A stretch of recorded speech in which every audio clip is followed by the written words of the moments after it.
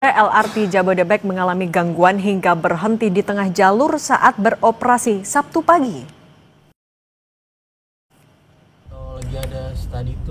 Akibatnya, penumpang yang berada di dalam LRT terpaksa keluar dari kereta saat LRT sedang berada di atas lintasan.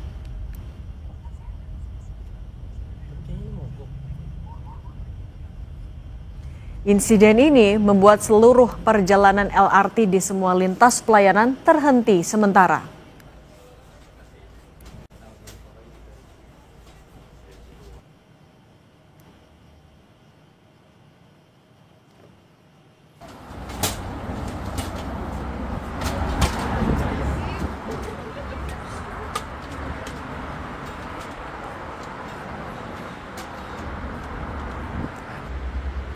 Seluruh penumpang LRT dievakuasi ke stasiun terdekat dengan cara berjalan kaki di pinggir rel, meski harus menghadapi risiko keamanan. Meski demikian, 653 penumpang berhasil dievakuasi dengan selamat tanpa ada laporan korban luka.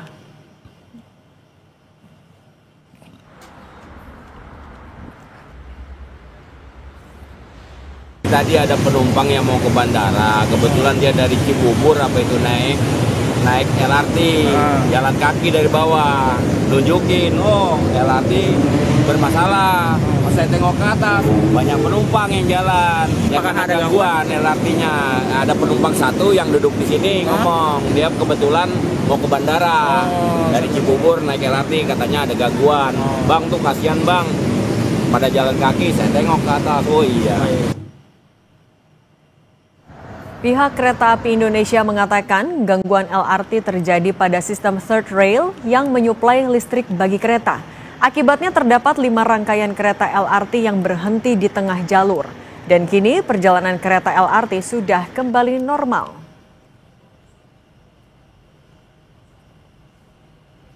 Informasi terkini dari LRT Jabodebek yang sempat alami gangguan hingga berhenti di tengah jalur, kita tanyakan ke Manajer Public Relations LRT Jabodebek, Mahendro Trangbawono. Selamat petang, Pak Mahendro. Selamat petang, Mbak.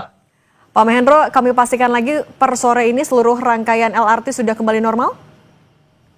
Betul, jadi mulai pukul 10.50 waktu Indonesia Barat tadi atau kurang lebih 2 jam setelah terjadinya gangguan, kami memastikan bahwa seluruh operasional LRT Jabodebek telah pulih kembali normal untuk dapat melayani masyarakat, seperti itu.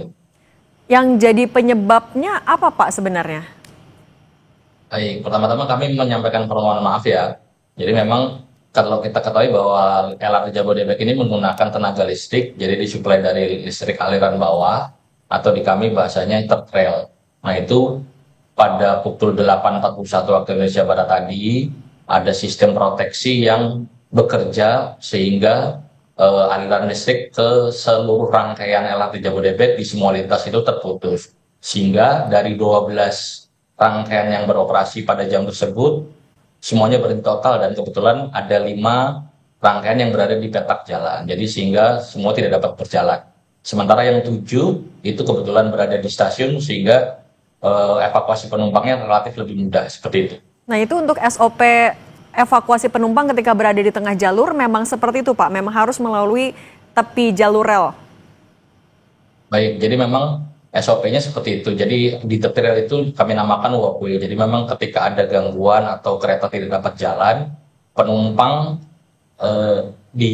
berjalan atau dievakuasi lewat situ. Namun demikian ada beberapa case, jadi ketika ada balita atau lansia atau ibu hamil atau yang disabilitas itu kami juga sediakan atau siagakan seperti troli di setiap stasiun untuk mengangkut mereka. Nah di beberapa case yang tadi ada 5 rangkaian tersebut, terutama yang di rangkaian menuju Halim itu ada anak kecil dan lansia yang kami evakuasi menggunakan troli, seperti itu. Tapi mau mengkonfirmasi, memastikan juga itu adalah memang jalur evakuasi yang aman untuk seluruh usia maupun juga kelompok pengguna LRT? Betul, karena memang jalur tersebut yang bisa dipastikan aman dalam artian begini, ketika kondisinya yang terjadi saat ini kan listriknya kan sudah off semua ya. Namun pada suatu kasus misalkan seluruh lintasnya itu tidak off, berarti kan di situ masih ada tegangannya, makanya jalur walkway atau samping rel itulah yang digunakan untuk evakuasi ketika terjadi kondisi seperti ini. Kalau untuk perbaikannya sendiri Pak, tadi apakah ada kendala apa yang sebenarnya menjadi tantangan ketika mengoperasikan sebuah LRT? Bisa sampai ada gangguan seperti itu, penanganannya seperti apa? Jadi memang kami masih mendalami ya penyebab gangguannya apa. Cuma yang dapat dipastikan sementara ini adalah ada sistem proteksi. Sistem proteksi itu mencegah terjadinya tegangan listrik yang berlebihan ke sarana LRT-nya itu yang bekerja. Jadi memang ada sistem proteksi yang bekerja. Nah, untuk detailingnya kenapa hal itu bisa terjadi, kami masih dalam pendalaman dengan stakeholder terkait termasuk dari tim Siemens dan PLN serta DJKA untuk memastikan apa sih penyebabnya. Tapi ini sudah pernah terjadi atau pertama kali Pak? Untuk kasus yang seluruh lintas sampai off seperti ini baru pertama kali terjadi. Jadi kami sekali lagi memohon maaf apabila menimbulkan ketidaknyamanan bagi penumpang. Ada skema yang juga disiapkankah Pak apabila misalnya terjadi gangguan seperti ini bagi penumpang yang belum sempat masuk ke dalam, apakah ada sistem pembatalan tiket atau yang lain-lain?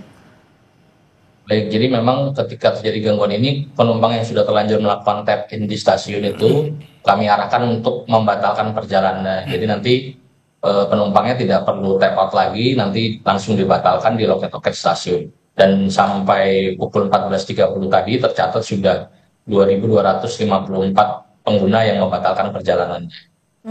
Berdampak ke mana saja Pak sebenarnya ini? Berapa lama tadi proses ada gangguannya hingga penanganan selesai? Dampaknya seperti apa? Jadi memang mulai gangguan itu di pukul 8.41 waktu Indonesia Barat dan dinyatakan sudah selesai kembali beroperasi kembali itu 10.50 waktu Indonesia Barat. Jadi selama 2 jam tersebut seluruh lintas pelayanan LRT Jabodebek tidak dapat beroperasi dalam hal tidak bisa berjalan ya Mbak ya. Jadi selama 2 jam tersebut kami tidak mengoperasikan perjalanan LRT Jabodebek. Oke, Pak Mahendro Trangbawono, manajer PR LRT Jabodebek, terima kasih sudah berbagi bersama kami.